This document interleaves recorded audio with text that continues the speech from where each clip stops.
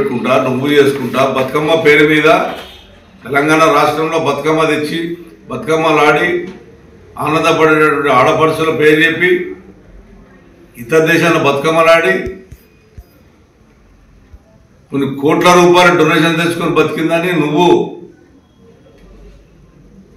నా గురించి మాట్లాడేంత అర్హత హక్కు భయపడేటటువంటి కానీ నేను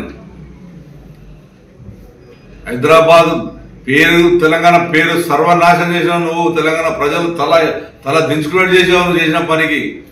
ఇంకా తెలంగాణ తిరుగుకుంటా తెలంగాణ రాష్ట్రంలో నేనే గొప్పదని అనుకుంటున్నాను నీ మనసులను.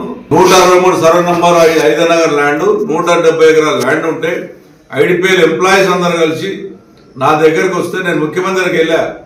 సార్ చాలా నిరుపేదలు ఇల్లు వీళ్ళు 300 గజాలు ఎప్పుడు 4 పెళ్లి కింద కొనుక్కున్నారు రెగ్యులరైజ్ చేయమంటే ముఖ్యమంత్రిని ఒప్పిస్తే నేను పొగిలేటి శ్రీనివాస్ రెడ్డి ఇప్పుడున్న రెవెన్యూ మంత్రి ఇద్దరం కలిసి ప్రయత్నం చేశాం. అలా మంచి చేద్దామని చెప్పి ఆయన పొగిలేటి శ్రీనివాస్ రెడ్డి గారు నేను ప్రయత్నం చేస్తే అడ్డం పడి పెద్దగా ఆఫర్ అడిగితే వదిలిపెట్టినందని. నిరుపేదలు ఒకటి ఐడిపిఎల్ ఎంప్లాయీస్ 100,000 మంది వాళ్ళు అడగని చెప్తారు ఎందుకు ఆ 163 సర్వే నంబర్ 5 నగర్ ఎందుకు అయిందని.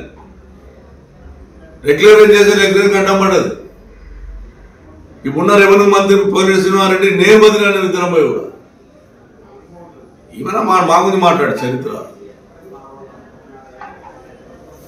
వేసుకొని 4 బండ్లు వేసుకొని 4 పిల్లల్ని వేసుకొని తిరిగి రౌడీజం చేసుకుంటా మేము వస్తున్న భయపడుతున్నాం. నీ హాస్పిటల్ కుక్కడ పల్ల కుక్కలు తిరిగిపోతూనే ఉంటాయి వచ్చి తిరుగుతూనే ఉంటాయి పోతూనే ఉంటాయి. మా ప్రజలు మాకు దేవుళ్ళు మా ప్రజల పక్షాలు ఉంటాం ప్రజలు ఉంటాం 6 గంటలు వేస్తాం ప్రజలకు ఏం కావాలో చేస్తాం.